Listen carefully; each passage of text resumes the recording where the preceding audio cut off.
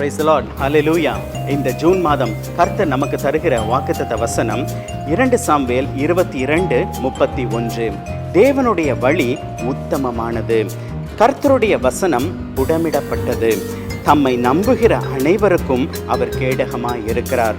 ஆம், தாவீது ராஜா அவருடைய எல்லா சத்துருக்களின் கைகளுக்கும் தேவன் அவரை விலக்கி காத்த பொழுது, சவுலின் கைக்கும் நீங்களாக்கி விடுவித்த பொழுது, கர்த்தருக்கு முன்பாக அவர் பாடின இந்த சங்கீதத்தில் இது காணப்படுகின்றது. அவருடைய வழி, கர்த்தருடைய வழி, இயேசுவே வழியும் சத்தியும் ஜீவனுமாய் இருக்கிறார். அவரை நாம் வழியாய் கொண்டிருக்கும் பொழுது நம்மை அந்த உத்தமமான வழியிலே, ஆசீர்வாதமான வழியிலே தேவன் நம்மை இந்த நாளிலே, இந்த மாதத்திலே அவர் நடத்த அவர் வல்லவராய் காணப்படுகின்றார். கர்த்தருடைய வசனம் அது புடமிடப்பட்டது. ஆம், அவருடைய வசனத்தில் ஜீவன் இருக்கிறது. அந்த ஜீவன் நமக்குள்ளாய் வரும்பொழுது நம்முடைய வாழ்க்கை அது செழிப்பாய் அது மாறுகிறது. நம்முடைய வாழ்க்கையின் வறட்சிகள் அது மாற்றப்படுகின்றது. அந்த வசனம் நமக்கு ஜீவனை உண்டு பண்ணுகிறதாய் காணப்படுகின்றது.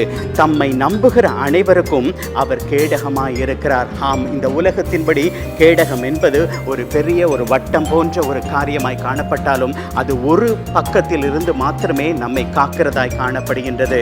ஆனால் கர்த்தர் நமக்கு கேடகமாய் இருக்கும் பொழுது 360 டிகிரிஸில் தேவன் நம்மை பாதுகாக்க வல்லவராய் அவர் காணப்படுகின்றார்.